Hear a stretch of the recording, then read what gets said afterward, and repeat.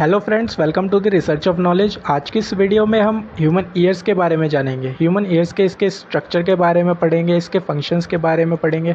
तो वीडियो को शुरू करने से पहले आपसे एक हम्बल सी रिक्वेस्ट है। आप जानते ही हैं कौन से रिक्वेस्ट के बारे में मैं बात कर रहा हूँ। जी हाँ, सब्सक्राइब करने के बारे में मैं बात कर रहा हूँ, क्योंकि कई लोग जो होते हैं वो वीडियो देख तो लेते हैं पर सब्सक्राइब नहीं करते, तो बहुत बुरी बात होती है ना। तो मैं आपके लिए इतनी मेहनत से वीडियो बना रहा हूँ, तो एक सब्सक्राइब तो आप कर ही सकते हैं, इसमें कुछ ज़्यादा टाइम तो लगने वाला नहीं है। तो चलिए बिना किसी देरी के आज की इस टॉपिक को शुरू करते हैं, the anatomy of the human. जो हमारा ईयर होता है वो कंसिस्ट करता है 3 पार्ट्स को। कौन कौन से? एक हो गया हमारा आउटर ईयर, एक हो गया हमारा मिडल ईयर, एक हो गया हमारा इनर ईयर। तो ये 3 पार्ट्स को कंटेन करता है। एक्सटर्नल ईयर जो होता है वो कंटेन करता है ऑरिकल्स को। एक्सटर्नल ईयर जो होता है वो कंटेन किसे करता है? ऑरिकल को कंटेन करता है। ऑरिकल को ही हम पीना कहते हैं। ऑरिकल का दूसरा नाम होता है पीना। जो एक्सटर्नल ईयर होता है हमारा वो कंटेन करता है ऑरिकल को। ऑरिकल का दूसरा नाम मैंने अभी बताया आपको, पीना। ऑरिकल में कई सारे सब पार्ट्स होते हैं, जैसे कि ईयर लोब हो गया, कोंचा हो गया, एंटी हेलिक्स हो गया, ट्रायंगुलर फोसा हो गया, स्केफा हो गया, हेलिक्स हो गया। ये कुछ इसके सब पार्ट्स होते हैं ऑरिकल के।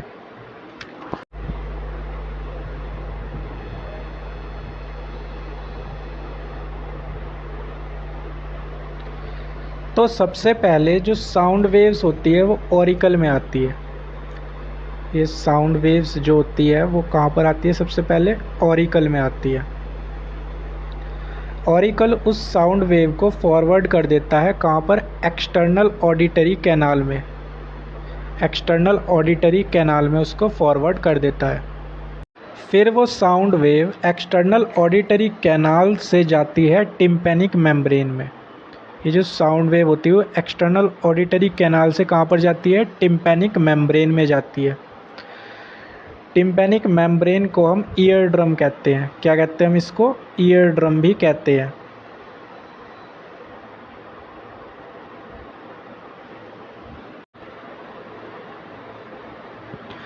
ईयर ड्रम एक ट्रांसपेरेंट और थिन मेम्ब्रेन होती है जिसमें इनकमिंग साउंड वेव्स स्ट्राइक करती है, जिसकी वजह से ईयर ड्रम वाइब्रेट करना शुरू कर देता है। जिसकी वजह से जो ईयर ड्रम होता है वो वाइब्रेट करना शुरू कर देता है। फिर वो वाइब्रेशंस मिडल ईयर में जाते हैं। मिडल ईयर कंटेन करता है 3 बोन्स को। मिडल ईयर जो होता है वो कंटेन करता है 3 बोन्स को कंटेन करता है। कौन कौन सी बोन्स हो गई? पहली हो गई मेलियस, दूसरी हो गई कौन सी? दूसरी हो गई इनकस, और थर्ड वन कौन सी हो गई? थर्ड वन हो गई हमारी स्टेप्स। तो ये 3 बोन्स को मिडल ईयर कंसिस्ट करता है। ये 3 बोन्स फॉर्म करती है एक टाइप के ब्रिज को ईयर ड्रम और इनर ईयर के बीच में थ्रू ओवल विंडो। ये जो 3 बोन्स होती है हमारी मिडल ईयर की, मेलियस, इनकस, स्टेप्स, ये एक ब्रिज को बनाती है ईयर ड्रम और इनर ईयर के बीच में। किसके ज़रिए? ओवल विंडो और राउंड विंडो के ज़रिए। ये विंडोज़ कोक्लिया का एंट्रेंस होती है जो वाइब्रेशंस को ट्रांसमिट करती है कोक्लिया में प्रेजेंट फ्लूइड में। ये फ्लूइड कन्वर्ट करता है ऑडिटरी सिग्नल्स को न्यूरल इम्पल्सेस। जो स्टेप्स होती है वो क्या होती है हमारी? वो स्मॉलेस्ट बोन होती है हमारी बॉडी की। Smallest bone of our body. हमारी बॉडी की स्मॉलेस्ट बोन कौन सी होती है? स्टेप्स होती है। और सबसे लार्जेस्ट कौन सी होती है? लार्जेस्ट होती है फीमर। ये पैरों में होती है, जांग की हड्डी जिसको हम कहते हैं। अब बात करते हैं ऑर्गन ऑफ कॉर्टी की। ऑर्गन ऑफ कॉर्टी एक स्ट्रक्चर होता है जो कोक्लिया के अंदर होता है। कोक्लिया आपको बताया, कोक्लिया होता है। ये जो स्नेल तरीके का स्ट्रक्चर आप देख रहे हैं इसको हम कहते हैं कोक्लिया। तो ये कोक्लिया के अंदर होता है ऑर्गन ऑफ कॉर्टी। ऑर्गन ऑफ कॉर्टी का काम क्या होता है? ये एक स्ट्रक्चर होता है जो प्रोड्यूस करता है नर्व इम्पल्सिस को। ऑर्गन ऑफ कॉर्टी का काम होता है नर्व इम्पल्सिस को प्रोड्यूस करना। किसको प्रोड्यूस करना, नर्व इम्पल्सिस को प्रोड्यूस करना, यह काम होता है। और ये नर्व इम्पल्सिस ब्रेन में जाती हैं, जिसकी वजह से हम साउंड को हियर कर पाते हैं।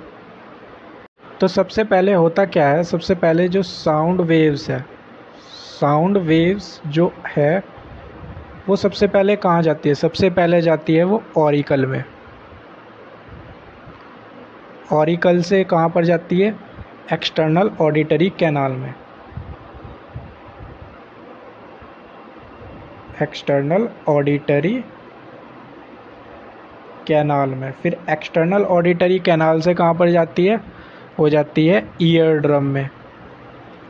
फिर ईयर ड्रम से कहाँ पर जाती है ईयर ऑसिकल्स में। फिर ईयर ऑसिकल्स से जाती है ओवल विंडो के थ्रू कोक्लिया में। कहाँ पर जाती है, कोक्लिया में।